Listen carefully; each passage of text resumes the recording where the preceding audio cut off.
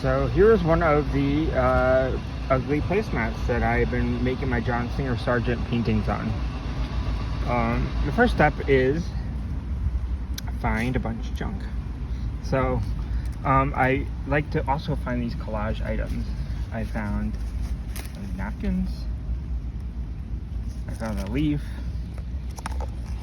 I ripped off a sign from a telephone pole. Found some garbage, and coffee cup is amazing. Okay. So then I'm gonna glue this on randomly, and I like to use like whiter items so it's easier to paint over. And we'll go from there. So I will show you, since I don't have 3 arms, I have to pause this and I will show you the finished first layer. Okay, so this is the finished first base layer of the painting. You know, first of all, I found a piece of bark, which I'm trying to glue onto there. But then, a lot of times I like to listen to this material. So the bark is kind of not staying.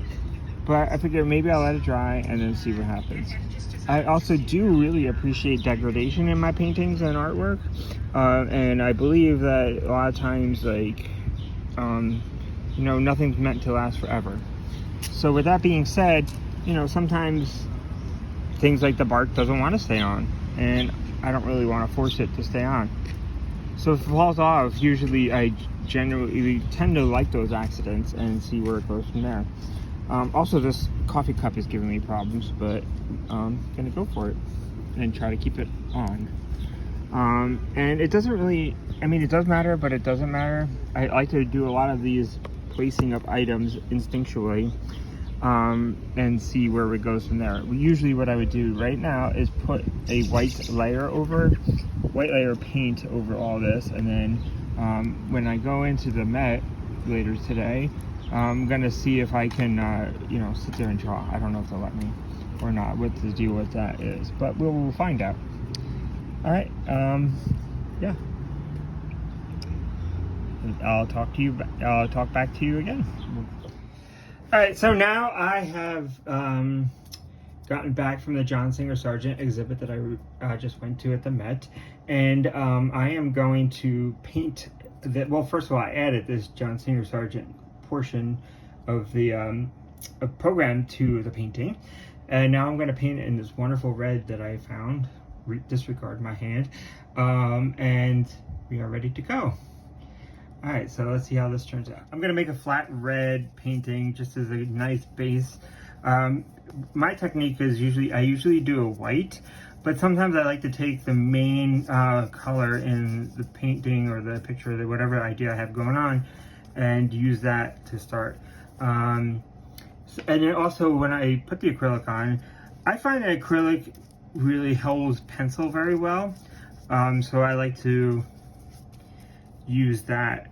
However, this red is very dark. So I am gonna add a little bit of white to it, and we'll see how that goes.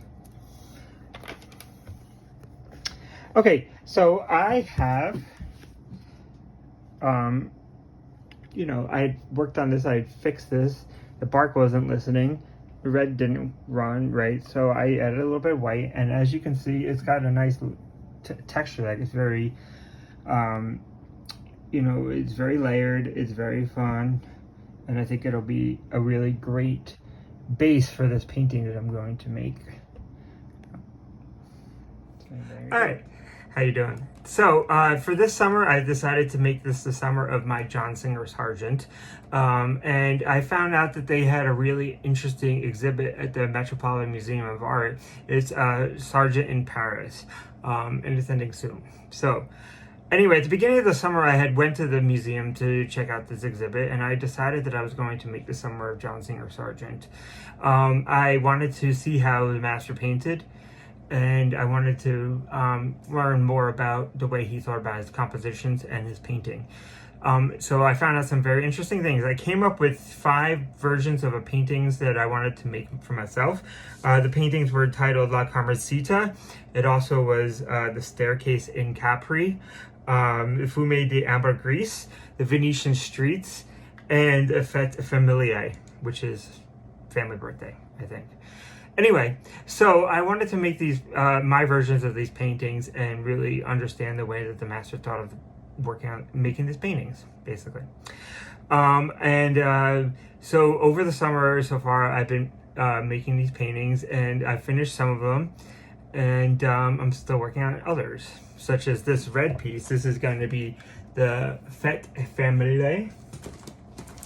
Okay, that's a little hard to see, but this is going to be the piece. And this is the background for the piece. So this one is the most, it's the youngest piece so far. Okay, then we also have, this is called the Fumee de Gris. All right, this is very uncompleted, but I'm working on it. It's a work in progress. Then we got the one that I'm most done with, but now I have to rework, is La Carmencita. Hopefully I'm pronouncing that right. And we also got the staircase in Capri, which again needs some work, but it's pretty almost done. Lastly, we have Venetian Street. Okay, so I'll go through the pieces one at a time. Besides the family from Fete Familiae, the Venetian Street, I took this back basically when I was at the museum first. I've written down and taken pictures of the paintings that I wanted to make. But when I was trying to take this picture, the security guard stopped me from taking the pictures. So I wrote down the title. The funny thing is, though, there's multiple titles. There's multiple paintings by the same title online. So this is not the version that I originally thought it was going to be, but this is the one I found online, and I didn't know at the time that it was a different painting, so I started with this one, and it is in stages of completion, but it's not done yet. Okay, then we got the staircase in Capri. So it was a good thing I went back to the museum to recheck, to look at these paintings again, because there's a lot of things that do not translate from the internet and photos from the real thing. One of them is this weird shadow mark here, so now I have to reintroduce the shadow, and actually this painting is a lot grayer than I had thought it was initially. Also similar with La Carmencita is this, her face is not white. Now when I was looking at the paintings online and the picture I had taken, it seemed to me that she had like a white makeup on, but actually she does not at all. So I definitely have to fix this white face. It is very kabuki-like, and it needs to go because it's not very accurate. And then lastly, the Smoke and the Amber Gris is a painting that I'm actually pretty happy with so far. It's pretty accurate in terms of the proportions, the style, and the way that it's the color is coming together.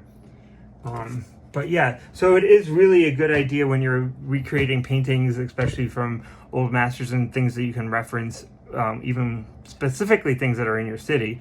It's really good to see if you can see it in person, because it really changes a lot in the different reproductions.